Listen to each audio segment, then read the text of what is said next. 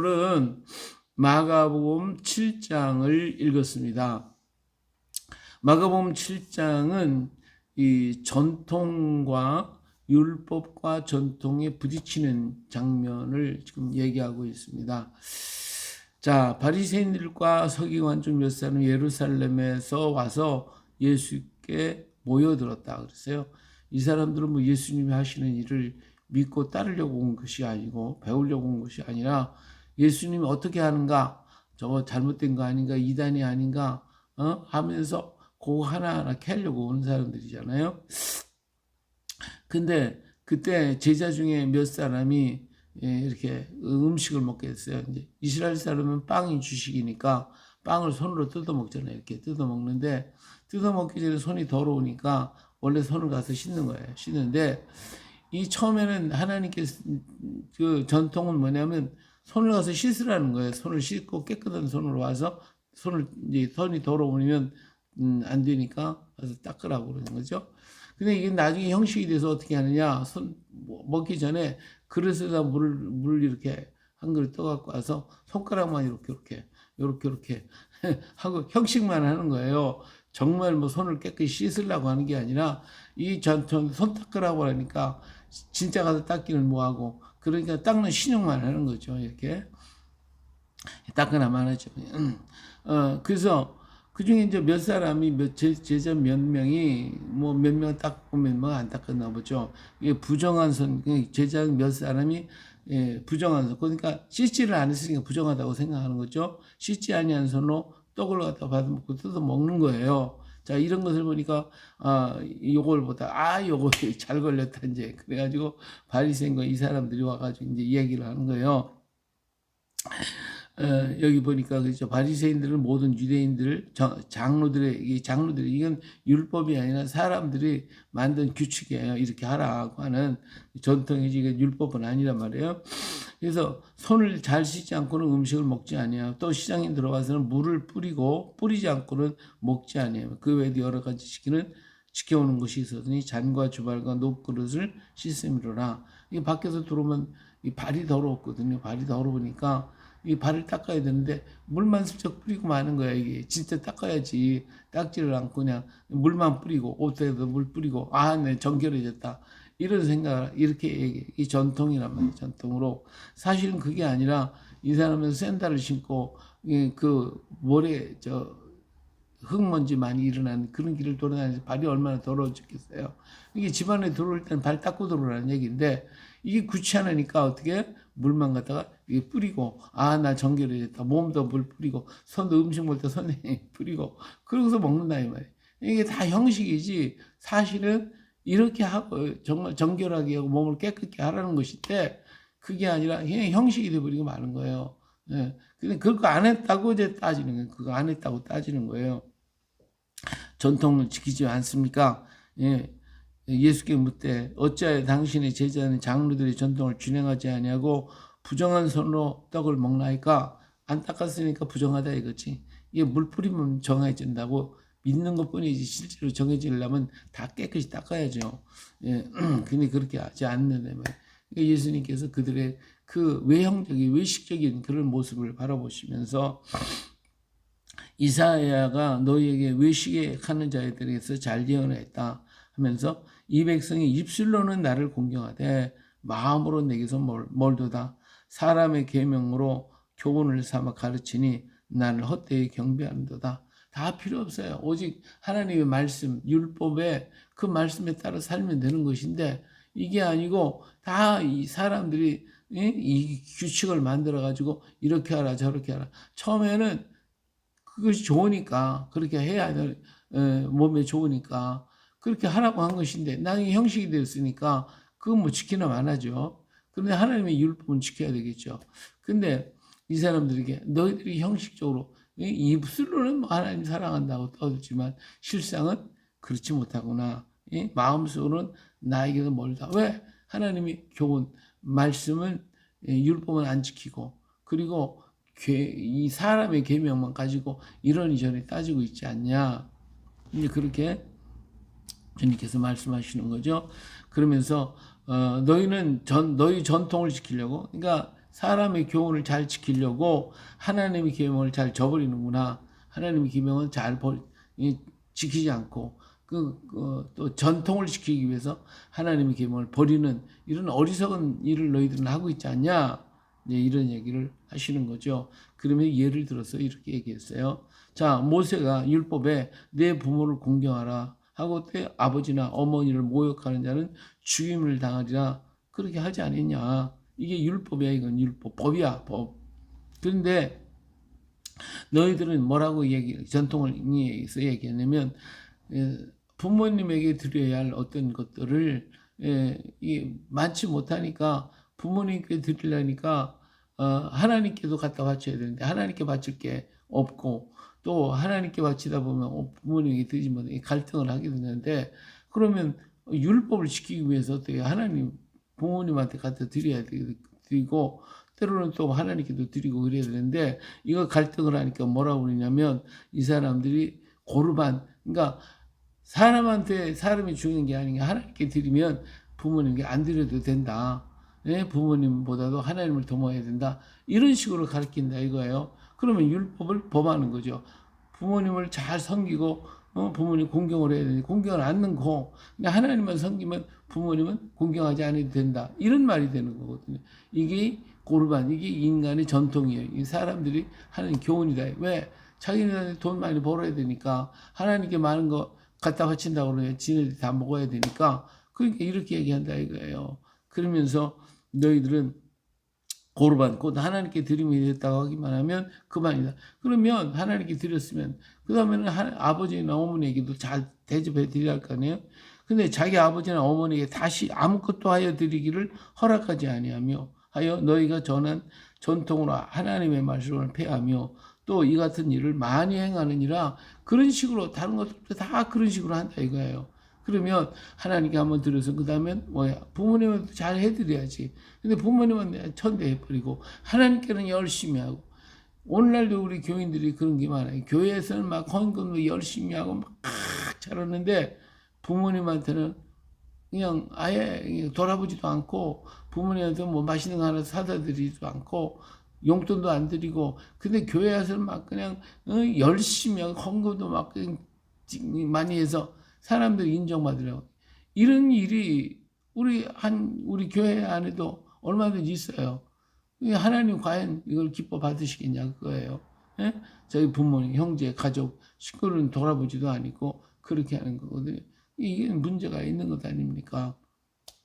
그러니까 조영기 목사님이 정말 교육자들 앞에서 나는 당신들이 볼 때 나는 아주 큰 목회를 했으니까 승리했다고 생각하겠지만 나는 목회에 실패한 사람이다. 무슨 목회에 실패했습니까? 나는 가정 목회를 실패했다. 내 자녀들 다 이렇게 제대로 가르치지 못했다고 고백을 한 적이 있거든요. 그러면 이게 하나님의 뜻 가운데 가족을 돌보지 아니하면 불신자보다 더 악한 사람이죠. 그렇잖아요. 근데 그건 안 하고 이거 하나님께만 뭐 한다고 이게 문제예요. 오늘 한국교회에 그런 굉장히 많아요.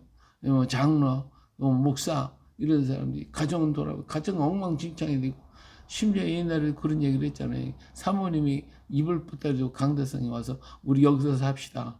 그랬다고 그러잖아요. 집에 들어가면 마귀가 되는데 강단에 오면 천사가 되니까 강단에 와서 같이 살자고 그랬다는 말도 있잖아요. 뭐 목사가 막 누구야 사모님 막 폭행하고 자녀들 폭행하고 그런 사건이 얼마나 많이 있냐 이 말이에요. 이러면 안 되지. 교회 모든 직분자들 일꾼들이 교회에서 열심히 충성을 했는데 가정은 충성하지 못했다면 그건 안 되는 거거든요. 예, 교회도 충성해야 되겠고 가정에서도 충성하는 그런 자가 돼야지. 한쪽은 충성한데 한쪽은 충성하지. 이게 지금 꼭 바리새인의 모습과 똑같다 그 말이에요. 그래서 이런 일을 통해 가지고 하나님의 율법 말씀은 저버리는구나. 예, 너희는 다 내 말을 듣고 깨달으라. 무엇이든지 밖에서 그러면서 이제 먹는 것에 대해서 얘기했죠. 밖에서 사람에게 들어가는 것은 능히 사람을 더럽게 하지 못하되 사람의 안에서 나오는 것이 사람을 더럽게 한다. 이렇게 말씀을 하셨어요. 이 제자들 가만히 들어보니까 이게 무슨 말인지 알듯 말듯 하거든요. 그래서 나중에 조용히 예수님께 물어봤어요. 아, 이게 무슨 말씀입니까? 사람이 밖에서 들어가는 건 더럽히지 않고 안에서 나오는 것이 사람을 더럽힌다고 그러셨는데 이게 무슨 말씀입니까? 하고 물어봤죠. 자, 그러니까 예수님께서 너희 손을 안 닦고 먹었다고 해서 그렇게 얘기를 하는 거 아니냐. 근데 음식은 입으로 들어가는 게 깨끗하니까 들어가는 것이고 그리고 밖으로 나오면 끝나. 그러나 속에서 나오는 것이 밖으로 나올 때 얼마나 더러우냐. 근데 이 속에서 나오는 건 마음에서 나오는 것인데 사실 뭐 속에서 나오는 것은 더러운 것이 되지만 이 마음에서 나오는 것이 더 악하잖아요. 마음에서 나오는 게 더 더럽다. 그 마음에서 나오는 게 뭐냐? 이 악한 생각, 곧 음란, 도적질, 간음, 탐욕, 살인, 악독, 속임, 음탕, 질투, 비방, 교만, 우매함. 이 모든 건 악이 안에서 밖으로 나오지 않니?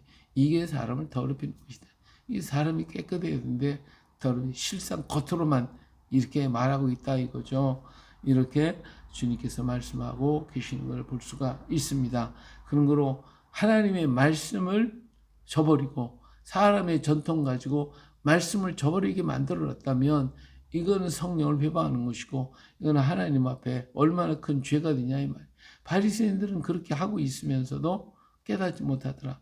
오늘 우리 교인들도 역시 그런 경우가 얼마나 많냐 이거예요. 이것들을 우리가 버리고 정말 하나님의 말씀을 의미를 깨닫고 그 의미를 가지고 우리가 순종하며 살아야 되지 않겠어요? 하나님은 우리를 사랑하라고 네 이웃을 내 몸같이 사랑하라고 먼저 가까이 있는 사람 원수 만들어 놓고 그러면 되겠냐 이거예요. 예? 우리가 사랑하는 자가 돼야지. 가정에서 부부가 서로 사랑하고 부모가 자녀를 사랑하고 가까운 이웃이 원수가 돼가지고 원수 이 잘못 만나면 죽이려면 살리면 이러면 안 되잖아요. 예? 예. 이것이 하나님의 의미, 하나님의 뜻이 뭐예요? 사랑하는 것이. 내 이웃을 사랑하는 네 이웃이 뭐예요? 예? 난 집 밖에서 사람이 이웃이냐? 그게 아니에요. 내 곁에 있는 사람이 바로 이웃이에요. 그 사람과 사랑하는 거예요. 그러기 위해서 어때? 때로는 참기도 해야 되고 때로는 받아주고 품어주고 그래야 되는 거거든요. 한쪽에서 욱박지른다 같이 욱박지르면 밤낮 싸우는 거지. 예. 그러나 한쪽에서 받아주면 괜찮은 거예요. 우리 가위바위보 하잖아. 가위바위보. 예, 보호. 예? 주먹이 아무리 강해도 보자기 앞에 탁 치잖아요. 그러니까 아무리 이쪽에서 공격을 와도 보자기를 탁 쏴버리면 이게 사랑이잖아요. 사랑이. 보자기를 탁 쏴면 되는 거예요. 그럼 이기는 거예요. 그게. 그럼 화명이 되는 거예요. 근데 이 바위하고 바위끼리 밤낮 싸우고 깨지고 부셔지고 그러는 건 아니겠어요. 그러니까 하나님은 그렇게 하라는 것이지. 한쪽이 바위가 됐으면 한쪽이 보자기가 돼서 서로 감싸주고 사랑하고 아껴주고 말 한마디라도 좀 이쁜 말 좀 하고 그냥 공격적인 말을 막 한단 말이에요. 그럼 같이 공격을 하다가 보면 깨지는 거거든요. 한쪽이 공격적인 말을 받아주라 이거예요. 내가 때로는 공격할 때는 또 그쪽이 받아주고 그러면 싸울 일이 없어요. 예, 편안하지 가정이. 그 자녀들도 역시 마찬가지고 그렇게 해서 정말 그리스도 안에서 사랑의 가정을 만들어 나갈 때에 그 가정이 튼튼해지면 사회가 튼튼해지는 것이고 나라가 튼튼해지는 거 아닙니까? 근데 그렇게 하지 않고 그냥 하나님한테만 잘하겠습니다. 하나님한테 가족도 필요 없고 이웃도 필요 없고 다 필요 없습니다. 이건 하나님 율법을 어기는 것이 되거든요. 잘못되는 거죠. 그래서 하나님께 예배하는 자는 예배의 삶이 있어야 되고 삶이 있으면 또 하나님을 예배하는 자가 돼야 돼요. 그러니까 예배 하나님께 드리는 예배 형식적인 형식을 갖춰진 예배가 있고 예배의 삶이 있어야 되는 거예요. 삶이 없는 예배는 잘못된 것이다. 삶과 예배가 같이 이루어져야 되고 말씀과 삶이 동일하게 이루어져야 되는 거예요. 예, 이 중에 하나가 빠지면 안 된다 그 말이죠. 자, 예수님께서 이제 어디로 가냐? 두로와 시돈 지방으로 갔는데 다른 복음에서는 예수님이 두로에서 길을 가다가 수르보니의 여자가 와서 와서 내 딸이 귀신 들렸으니까 고쳐달라고 또 예수님 듣지 않았다고 그랬어요. 여기도 역시 마찬가지로 와서 수르보니의 여자가 와서 내 딸이 귀신 들렸어요. 좀 고쳐달라고 막 그러니까 예수님께서 뭐라 그랬어요? 예? 자녀로 먼저 배불리 먹게 할지니 자녀의 떡을 취하여 개들에게 던짐이 마땅하지 않다. 유대 이스라엘 사람들은 그 이방 나라 사람들 개돼지처럼 생각을 하잖아요. 그러니까 이 말을 한번 하신 거예요. 그랬더니 이 수르보니의 여자가 참 지혜로워요. 이런 망신을 당했다면 예수님을 욕하고 당신이 무슨 뭐 하나님의 사람이냐고 욕을 했을지도 몰라요. 그렇다면 아무것도 이루어질 수가 없었겠죠. 근데 그는 이 말을 그냥 받았어요. 그러니까 예수님이 주먹으로 치니까 이 여자가 보자기로 탁 감싸는 거잖아요. 이렇게 딱 받아주는 거예요. 그러면서 옳습니다. 그렇지만 상아래에 있는 개들도 아이들이 먹던 부스러기 먹는, 그러니까 저에겐 부스러기라도 좀 주십시오 하고 얘기를 했죠. 예수님께서 이 말에 감동을 받으시면서 돌아가라, 귀신이 내 딸에서 나갔다 이렇게 했어요. 여자가 집에 돌아보니 아이가 침상에 누웠고 귀신이 나갔더라. 어떻게 이 사실을 알아요? 그렇죠? 이 여자가 집에 들어가서 보니까 아이가 어디에 침상에 누웠고 귀신이 나갔더라. 요 현상 이 두 줄로 이렇게 돼 있지만 어떻게 이걸 알았겠어요? 그렇죠? 이건 뭐예요? 이 여자가 갔을 얘기 말을 하면서 제자들이 따라간 거죠. 같이 따라갔다. 가서 그 집안에 같이 들어가서 봤고 이 여자가 얼마나 감격했겠어요. 그러니까 가서 아마 예수님을 대접하지 않았을까. 이 기사가 아는 거죠. 이걸 안 따라가고 가봐라 그랬으면 어떻게 이 사실을 알아요. 그렇죠? 몰랐을 때. 근데 아마 그렇게 하지 않았을까. 그래서 예수님께서 이런 대접을 받지 않았을까 생각이 듭니다.